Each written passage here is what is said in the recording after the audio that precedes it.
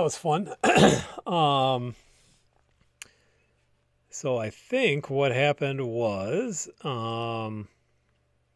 legitimately, I think the cat pulled out the network cable from my system here, so that caused a major slowdown in internet access, and then everything kind of froze. So I think we're back up and running. I think I'm still Mike Hess, respiratory therapist extraordinaire, tech person not so much. I will once again attempt to welcome in anybody who managed to make it from the Right to Breathe webinar, or who is perhaps enjoying this as a before webinar treat. If it continues to work, keep your fingers crossed. Maybe we'll stay online. And here we are. So, as I was saying before everything broke, I run a Facebook group. Bet you didn't know that. I run a Facebook group called COPD Navigator, where we spend a lot of time trying to connect people with the resources and information they need to appropriately care for themselves or their loved ones. And we also have a variety of other media. We have a YouTube channel. We have a couple of different podcasts, and we're hoping to very soon, I'm hoping to finally have the copdnavigator.net website up and running, because going with .net because for the last couple of years, somebody has owned copdnavigator.com, and I just can't quite break into that. So it is what it is. So yeah.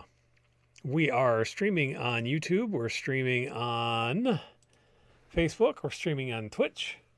If anybody happens to be in the gaming community or know some gamers who also want to learn about COPD, invite them down.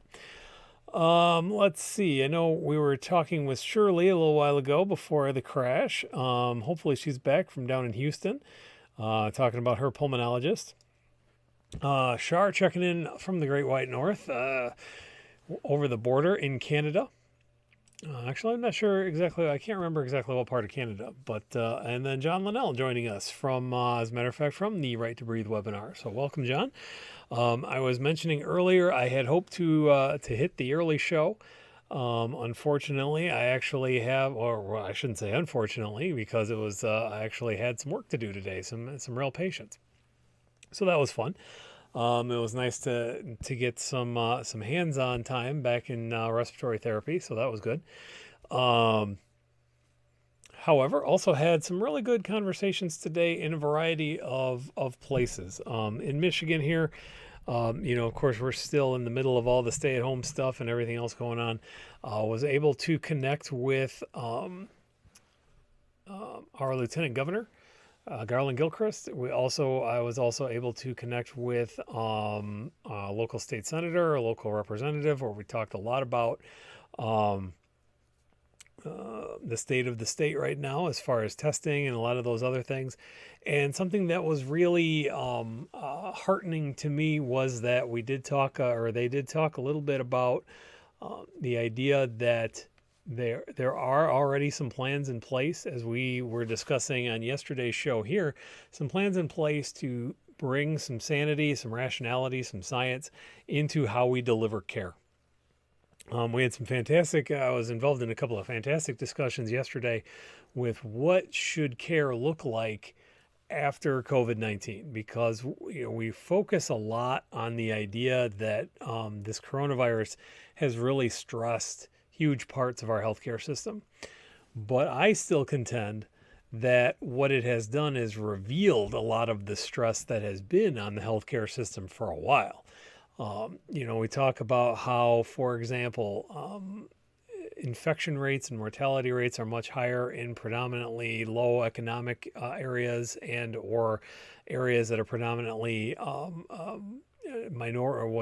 minority status, ethnicities. And we've got to look at why exactly. And some of that, it has to do with the social of care, and it has a lot to do with that stuff. But again, these are the same issues that are present every day in healthcare. We know that people have trouble getting their inhalers because they can't afford them, or they don't know how to access certain resources, all that kind of stuff. So my hope is we can take some of the lessons and apply them to the system in general, not just say, okay, this is what we need to do the next time a pandemic rolls around, but actually to take note of what we need to be doing in healthcare in general. This is a great time to see what works and what doesn't work. I think this was another thing that John has brought up before. This is a great time to really examine your daily rituals. As many people are stuck at home right now or what have you, a lot of things are different. How is your breathing different? Is it better? Is it worse? If it's worse, is there something in your house that's making it worse? If it's better, is there something you can do different in your routine once we get back to the new normal? This is a great opportunity. As horrifying as the whole situation has been, it really is a good opportunity for us to improve things going forward. So hopefully we'll take advantage of that. So Shar checking in from Western Canada. Okay. Edmonton, Alberta, Canada. Agriculture and oil and gas, 2 large cities, the central north in the province. So I'm closest to Ontario over here, in Michigan, where we've been to. You've been across the border a couple of times. I've been up to Sault Ste. Marie once or twice. So a little bit different area, but certainly a little different than 2 million people, that's for sure. So thank you. Shar has been a member of our Facebook group for quite some time now. Has a lot of really great insights, again, from living with COPD, and a lot of the things we don't always think about. I know, hopefully I'm not talking too far out of turn, but Shar has shared stories about neighbors being inconsiderate with burning and with tobacco smoke and with a lot of those other things that can cause irritation to anybody with any kind of chronic lung condition. So again, it's really important to remember in a lot of these cases that you're not alone in these situations. There are a lot of other people who are going through very similar things that it's kind of like the cliche of back in school when they say, well, if you have that question, you can bet that at least one other person in the class has that question too. And it's a very similar idea. In healthcare, and when we have groups like this, it's if you're going through a thing, or if you have a question, or if you have a barrier, it's very, very likely that somebody else also has that concern, that barrier, or what have you. So it's great to have an opportunity to be able to share a lot of this stuff and to hopefully get some answers from other people walking the path. So also wanted to say hello. Hopefully, Bob's still with us. Bob from Breathe Strong USA, Breathe Strong America. I know he was checking in on the first iteration of the video here. Hopefully he came back around when we restarted things, but yeah. Yep, Jen, I lost me too. So had some technical glitches there. This time around, like I said, it wasn't a setting or anything like that. It was a cable that I believe the cats had messed with, which caused the internet connection to crash in the middle of the stream, which then caused dominoes of other crashes. So, but we're all back now, hopefully. So one of the other things I want to talk about today, we talked a little bit about the idea of trying to bring some more sanity and stuff to healthcare. Also had a great conversation today about why it's so important to have the right kinds of devices. When we're talking in respiratory, we have all of these medications, right? And we'll hold them up. If you haven't seen this poster before, all of these medications, certainly different molecules, almost all of them.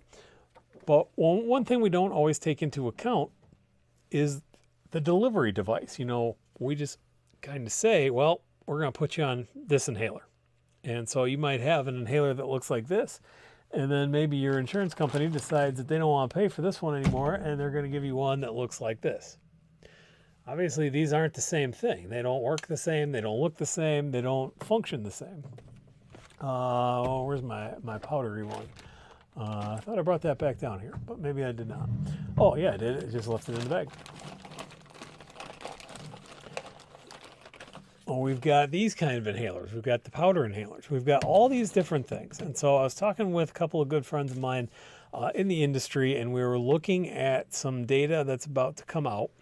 So I don't want to get too far into the nuts and bolts of it, but some very interesting data that tells us that devices are critically important and have a tangible benefit on healthcare costs, both in the individual level for those of us who may not have the government run or the government administered healthcare like SHAR up in Canada, but also from a system level. And this is really where we're going to need to start focusing in the next few years.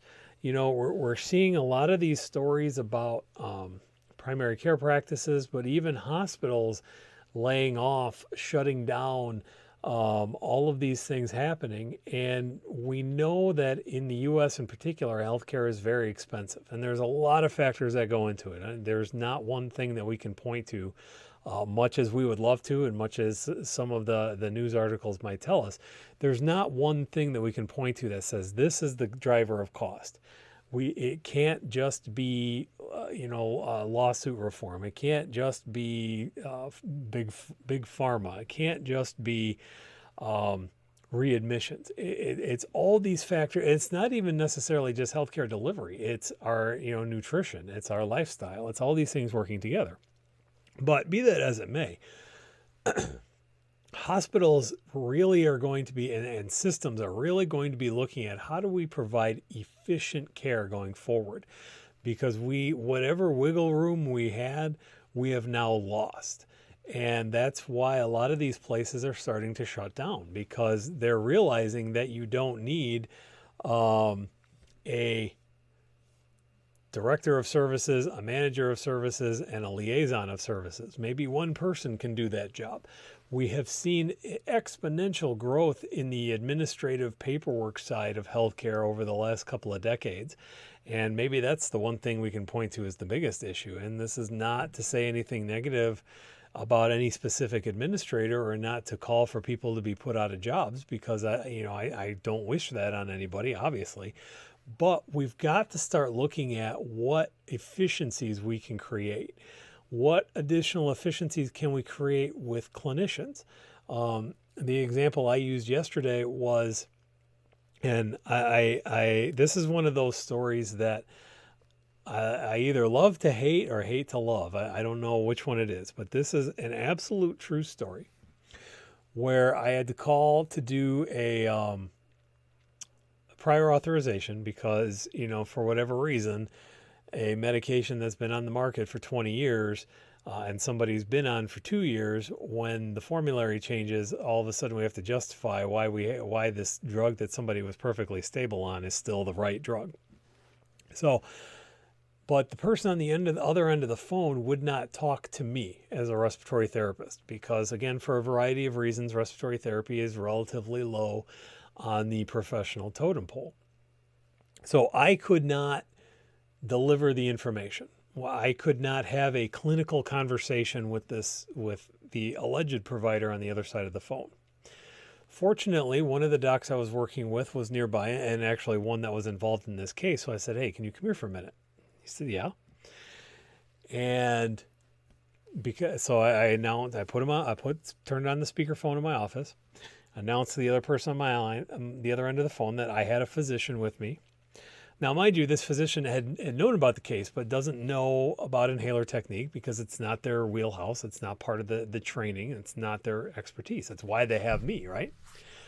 So while I couldn't talk to the person directly, I could say a thing, have the doctor repeat it out loud, and then the person on the other end of the phone would acknowledge it. A day later, one of our attending physicians, who their time is quite valuable, they're trying to teach, they're trying to care for their own panel of patients, they're trying to administrate in a clinic, they have a lot of other hats, spent an hour on hold with one of these pharmacy benefit managers to try to get a prior authorization in. Now, in what reality is that good healthcare? Who does that help? What outcome does that help? What sense does that make? And if it doesn't make sense, why are we doing it? Why do we have these regulations, and why do we permit these things that add no value? Because now we're seeing in a pandemic, we can get a lot of stuff done. You may not like executive orders, you might not like declarations, you might not like these things, but in a lot of ways, they're getting stuff done. So why are we going to throw that away? It has been very helpful in Michigan. They've rescinded a lot of the supervision requirements so that our residents are able to be a little bit more full functioning and autonomous. Same thing with our nurse practitioners and our physician assistants. And since it was written fairly broadly, same thing with respiratory therapists. So I have been able to save a lot of time for my fellow clinicians simply by doing the things that make sense. And I'm not trying to write anybody a prescription for morphine or what's some kind of crazy medication with side effects or, addictive stuff. I'm not trying to do any of that. I don't want to write Oxycontin or anything like that. But it doesn't make any sense to tie up hours and hours of physician time when their job, their skills are much more practically applied elsewhere. Let me handle the garbage stuff, because that's what I know. I know the inhalers. I know the device types. I know why we have certain rules. I know the gold recommendations. I know the American Thoracic Society, their clinical practice guidelines. I know these things. As a primary care provider, you don't necessarily know that because your responsibility is well beyond the lungs. It's the lungs and the liver and the heart and circulatory system and all that stuff. So why are we going to go back to that? So Shar tells us our government shut down complex care plans. Her husband and she have complex health problems. Used to have a primary caregiver to handle 95% of our health needs. Specialists are in high demand. Yes, absolutely. And that is true in America too.